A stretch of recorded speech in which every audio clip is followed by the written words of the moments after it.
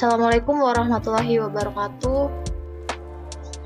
Di sini kami akan mempresentasikan proyek akhir dari mata kuliah Analisis Perancangan Sistem Informasi atau APSI dengan judul System Requirement Specification (SRS), Sistem Informasi Penjualan Berbasis E-commerce TikTok Shop pada toko NIGB, yang disusun oleh saya sendiri Gita Rahmawati, ada rekan saya Muhammad Rifaldi dan Salsabila Nur Hidayah, dengan dosen pengampu Dr. Damayanti MKom. Selanjutnya pendahuluan ini akan dijelaskan oleh rekan saya yang bernama Muhammad Rifaldi. Ada rekan saya dipersilahkan.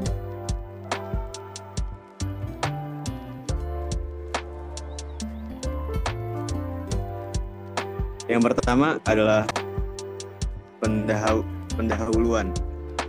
Di era digital yang semakin maju, e-commerce telah menjadi salah satu pilar utama dalam bisnis transformasi digital. Ini mendorong banyak perusahaan untuk beralih dari metode penjualan tradisional ke platform online seperti TikTok Shop, Shopee, dan lain-lain. Namun, untuk memaksimalkan potensi dari TikTok Shop, diperlukan sebuah sistem informasi penjualan yang terintegrasi dan efisien. Sistem ini tidak hanya memudahkan proses penjualan, tetapi juga memungkinkan pengolahan investasi, pemrosesan pesanan, dan pelacakan pengiriman secara real time. Pengembangan sistem informasi penjualan berbasis e-commerce untuk TikTok Shop tidak hanya memerlukan memahami teknis yang mendalam, tetapi juga strategi bisnis yang tepat. Dengan pendekatan yang tepat, sistem ini dapat menjadi alat yang sangat efektif untuk meningkatkan penjualan dan memperluas jangkauan pasar. Hasil akhir adalah bisnis yang lebih efisien dan mampu bersaing dalam ekosistem e-commerce yang dinamis.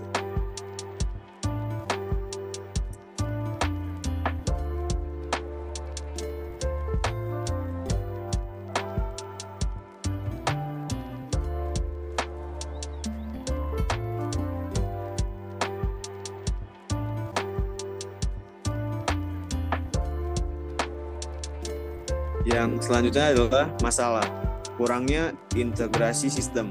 Saat ini, sistem penjualan toko baju tidak terintegrasi dengan baik dengan platform TikTok Shop, yang menyebabkan berbagai masalah operasional dan pengalaman pelanggan. Mereka mungkin kecewa karena produk tersebut sebenarnya adalah sudah habis di toko. Ini mengakibatkan pesanan yang tidak dapat dipenuhi. Yang selanjutnya memerlukan pembatalan atau penggantian barang. Ini berpotensi menurunkan kepercayaan pelanggan terhadap toko, mengurangi loyalitas mereka, dan memicu ulasan negatif di media sosial atau platform e-commerce. Yang kedua adalah proses manajemen pesanan manual. Pesanan dari TikTok seringkali dicatat secara manual ke dalam sistem toko yang menyebabkan berbagai masalah operasional. Kesalahan-kesalahan ini dapat menyebabkan keterlambatan dalam pemrosesan pesanan dan pengiriman yang tidak tepat waktu. Yang kedua adalah tujuan dokumen SRS atau mendefinisikan kebutuhan fungsional. Dokumen SRS atau Software Requirement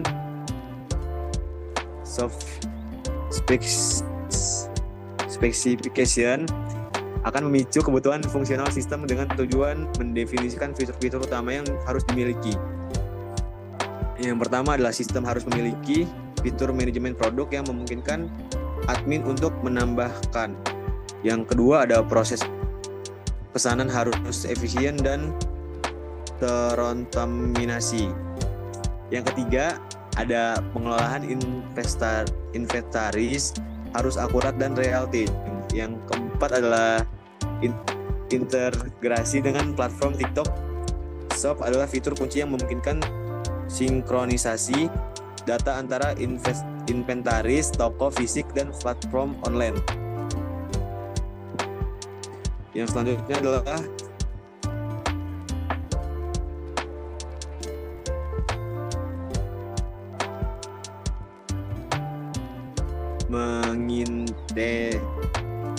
mengidentifikasi kebutuhan non fungsional. Dalam mengidentifikasi kebutuhan non fungsional yang krusial untuk dokumen SRS, terdapat dua aspek yang penting: kinerja sistem yang optimal dan keamanan yang tinggi. Selain itu, sistem juga harus mampu menangani jumlah pengguna yang besar secara bersamaan tanpa mengalami penurunan signifikan dalam kerja. Dukungan ini yang baik terhadap beban tinggi akan memastikan bahwa sistem dapat beroperasi secara stabil bahkan dalam situasi backlog. Yang selanjutnya adalah lingkup proyek. Proyek ini berfungsi pada pengembangan dan implementasi sistem informasi penjualan berbasis e-commerce yang integrasi dengan TikTok Shop untuk toko Henny Gaby. Yang pertama ada pengembangan modul manajemen inventaris, mengelola stok produk secara efektif dan memastikan ketersediaan produk dalam waktu nyata. Yang kedua ada pembuatan dashboard analitik penjualan, menyediakan alat analisis untuk membantu pengambilan keputusan bisnis yang lebih baik berdasarkan data penjualan. Yang ketiga ada integrasi dengan sistem pembayaran, memastikan transaksi yang aman dan mudah bagi pelanggan melalui berbagai metode pembayaran. Yang keempat ada implementasi fitur layanan pelanggan, meningkatkan interaksi dan kepuasan pelanggan melalui layanan yang responsif dan efektif. Yang kelima ada integrasi dengan TikTok Shop, mengoptimalkan penggunaan TikTok Shop sebagai platform e-commerce untuk penjualan produk toko Henny Gaby. Yang keenam ada pelatihan dan dukungan pengguna, memastikan bahwa staf toko dapat menggunakan sistem dengan efisien dan efektif. Dengan mencakup semua aspek di atas, lingkup proyek ini diharapkan dapat menciptakan sistem yang tidak hanya efisien dalam mengelola penjualan dan inventaris, tetapi juga mampu memberikan wawasan bisnis yang berharga dan meningkatkan kepuasan pelanggan secara keseluruhan.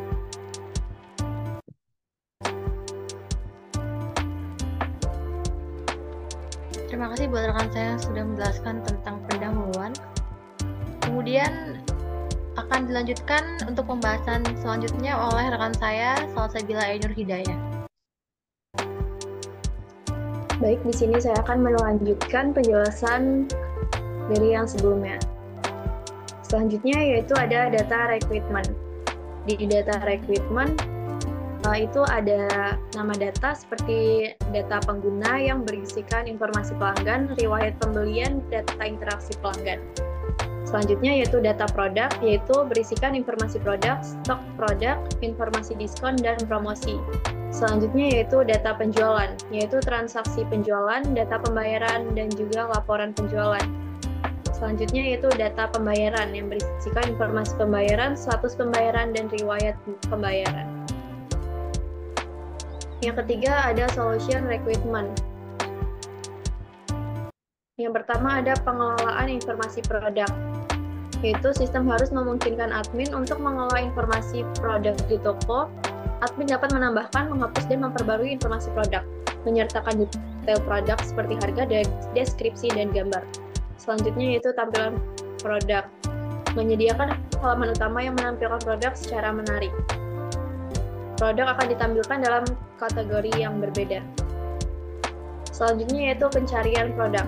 Sistem harus mendukung pencarian produk berdasarkan nama dan kategori, menggunakan algoritma pencarian canggih untuk meningkatkan akurasi pencarian. Lalu fitur pencarian akan mendukung filter berdasarkan harga, rating, dan kategori. Hasil pencarian ditampilkan dengan cepat dan relevan. Selanjutnya yaitu keranjang belanja. Sistem menyediakan fitur keranjang belanja untuk pelanggan. Pelanggan dapat menambah atau menghapus item dari keranjang belanja. Sistem menampilkan total harga dan rincian produk dalam keranjang. Pelanggan dapat menyimpan keranjang belanja untuk melanjutkan belanja di lain waktu. Selanjutnya, pembayaran. Mendukung berbagai metode pembayaran termasuk tunai, kartu kredit, e-wallet, dan proses pembayaran yang aman dan efisien. Selanjutnya, konfirmasi pesanan. Setelah pembayaran berhasil, pesanan harus menerima konfirmasi pesanan melalui email dan notifikasi dalam aplikasi. Konfirmasi harus menyertakan rincian pesanan dan nomor resi pengiriman jika tersedia. Rincian pesanan dan nomor referensi akan disertakan dalam konfirmasi. Pelanggan dapat melihat status pesanan mereka di halaman akun mereka. Selanjutnya itu pelacakan status pesanan. Sistem harus menyediakan fitur pelacakan status pesanan di toko, memberikan notifikasi kepada pelanggan mengenai status pesanan. Pelanggan dapat melihat status terkini dengan mereka melihat akun mereka. Selanjutnya itu riwayat pembelian. Sistem harus menyimpan riwayat pembelian pelanggan. Pelanggan dapat melihatnya di riwayat pesanan mereka kapan saja. Riwayat mencakup detail pesanan, tanggal, dan status pembayaran. Sistem menyediakan fitur untuk menelusuri dan mencari riwayat pembelian. Selanjutnya yaitu ulasan produk. Sistem harus memungkinkan pelanggan untuk memberikan ulasan produk. Ulasan dapat berupa teks dan rating bintang. Pelanggan dapat mengedit atau menghapus ulasan mereka. Selanjutnya yaitu manajemen inventaris. Sistem harus mendukung manajemen inventaris toko dan memantau stok barang secara real time. Sistem akan memberikan notifikasi untuk restock barang yang hampir habis. Admin dapat mengelola inventaris dengan mudah melalui antarmuka sistem. Selanjutnya yaitu laporan penjualan. Menyediakan laporan penjualan untuk admin toko. Laporan dapat diekspor dalam format CSV atau PDF. Analisis penjualan berdasarkan periode waktu, produk, dan kategori. Selanjutnya yaitu layanan pelanggan. Sistem harus menyediakan layanan pelanggan atau customer support di toko. Layanan dapat diakses melalui live chat atau email. Menyediakan pak dan panduan pengguna untuk membantu pelanggan. Selanjutnya di sini ada laporan penjualan. Menampilkan ringkasan detail penjualan toko Henny GB. Sini ada nomor invoice, tanggal invoice, nama produk, kategori, jumlah terjual, harga per unit, total penjualan, diskon yang diberikan, total pemasukan, status pembayaran, dan juga status pengiriman. Oke, sekian yang dapat saya jelaskan. Saya kembalikan ke moderator.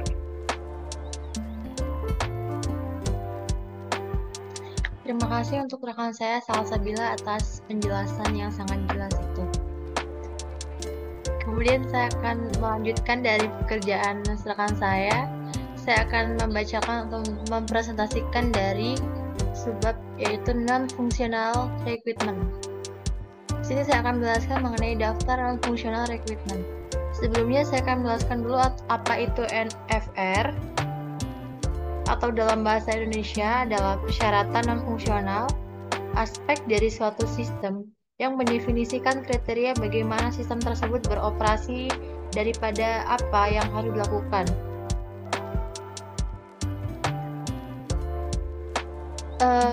NFR group itu ada yang performance, di mana bagaimana responsif sistem terhadap berbagai beban kerja. Ini mencakup waktu respon, throughput, dan penggunaan sumber daya. Kemudian reliability, ini mencakup ketersediaan, pemulihan dari kesalahan atau fault tolerance, dan durabilitas. Ada security atau bagaimana sistem melindungi data dan memastikan hanya pengguna yang berwenang pada yang akan mengaksesnya atau bisa disebut dengan keamanan. Kemudian ada scalabilitas atau seberapa baik sistem dapat berkembang atau berkontraksi sesuai dengan perubahan jumlah pengguna atau volume data. Kemudian ada usabilitas atau seberapa mudah pengguna dapat memahami dan menggunakan sistem ini. Kemudian ada portabilitas atau portability, di mana seberapa mudah sistem dapat dipindahkan dari suatu lingkungan atau platform ke lingkungan yang lain.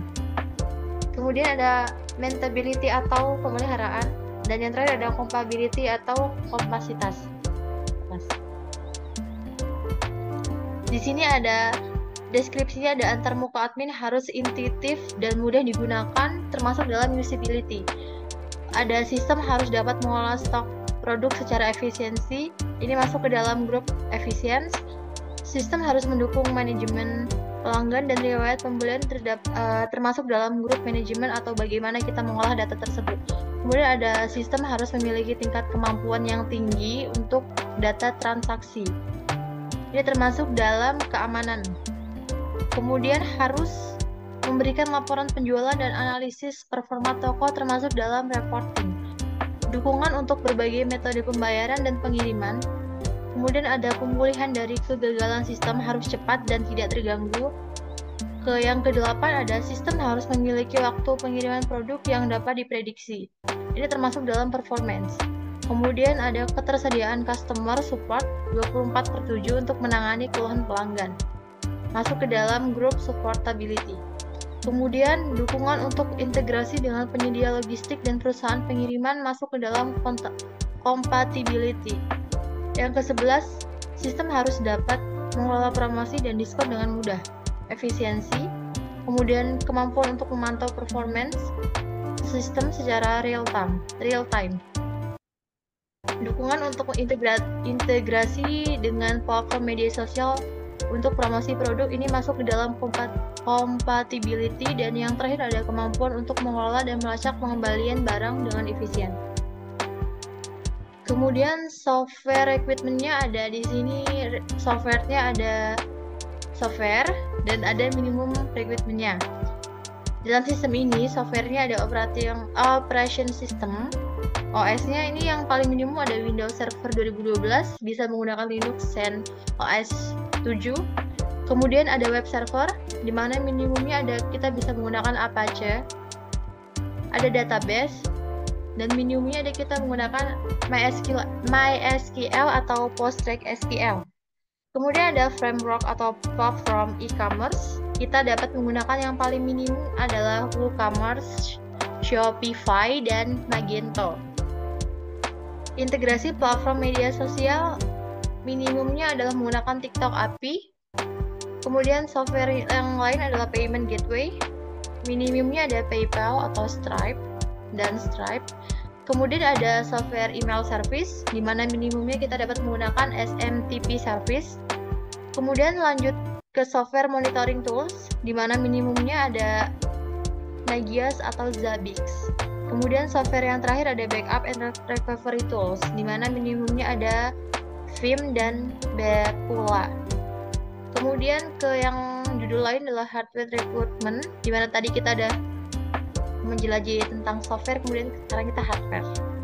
Prosesornya yang paling minimum ada Intel Xeon E3 atau yang setara.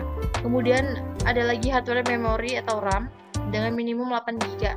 Storage-nya minimumnya 200 GB SSD. Network interface-nya menggunakan 1 GPS Ethernet. Backup storage-nya menggunakan 1 TB HDD dan UPS uninterruptible power supply-nya ini masih dipertanyakan ya teman-teman. Kemudian ada server rack. Minimumnya menggunakan rack mount IU atau 1U atau 7.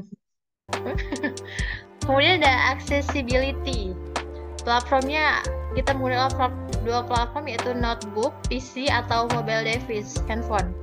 Browsernya menggunakan Mozilla, Firefox, Chrome, Internet Explorer, dan untuk mobile device kita menggunakan mobile browser atau Safari dan Chrome. Internetnya semuanya statusnya diizinkan dan internal networknya statusnya juga sama diizinkan. Kemudian ada performance atau kinerjanya. Sistem harus memberikan respon yang cepat terhadap permintaan pengguna. Kemudian sistem harus mampu untuk berkembang sesuai dengan pertumbuhan bisnis. Sistem harus tersedia dan dapat diakses oleh pengguna setiap saat. Harus dapat diandalkan dalam memproses transaksi penjualan, mengelola inventaris, dan mengirimkan konfirmasi pesanan kepada pelanggan. Lakukan pengujian beban atau load testing untuk mengukur kinerja sistem saat menangani beban maksimum yang diprediksi atau yang sudah diketahui. Memastikan integritas data terjaga selama proses penjualan mulai dari keranjang belanja hingga pembayaran dan pengiriman. Yang terakhir adalah menanggapi dengan cepat permintaan pelanggan untuk meningkatkan kepuasan pelanggan dan meningkatkan konversi penjualan. Kemudian yang terakhir kita bahas tinjauan, di mana definisi produknya ada deskripsi sistem adalah platform e-commerce yang memungkinkan toko Henny GB untuk menjual produk fashion dan aksesoris secara online melalui TikTok Shop. Tujuan utamanya sistem ini adalah untuk meningkatkan penjualan toko fisik dengan memanfaatkan kehadiran digital di TikTok Shop. Yang kedua ada manajemen produk. menambah, mengedit, dan menghapus produk, mengolah deskripsi produk, gambar, harga dan stok, kategori produk, dan filter pencarian. Kemudian yang terakhir ada pemesanan dan pembayaran. Proses pemesanan online dengan checkout yang mudah, integrasi dengan berbagai metode pembayaran online, dan konfigurasi pesanan dari pemberitahuan pengiriman. Mungkin itu di mana proyek akhir yang sudah kami kerjakan. Apabila ada kesalahan, mohon untuk dibimbing ya untuk dosen pengampunya Miss Damai. Terima kasih untuk presentasi kali ini. Saya selaku moderator mohon maaf apabila ada kesalahan. Saya akhiri. Wassalamualaikum warahmatullahi wabarakatuh.